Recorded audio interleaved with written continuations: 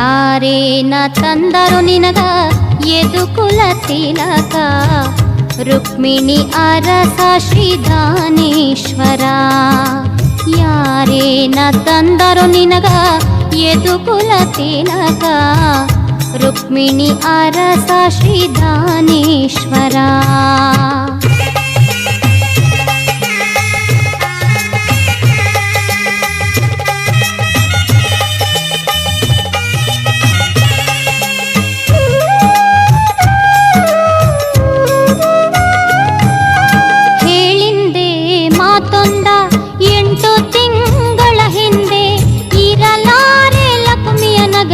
ಅವತಾರವೇ ಸಾಕೆಂದು ಹೇಳಿಂದೆ ಮಾತೊಂದ 8 ತಿಂಗಳ ಹಿಂದೆ.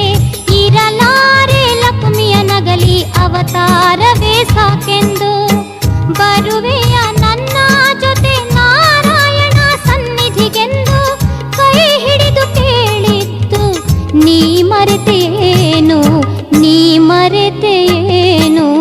ಯಾರೇನ ತಂದರು ನಿನಗ ಯದುಕುಲ ತಿಲಕ, ರುಕ್ಮಿಣಿ ಅರಸ ಶ್ರೀದಾನೇಶ್ವರ.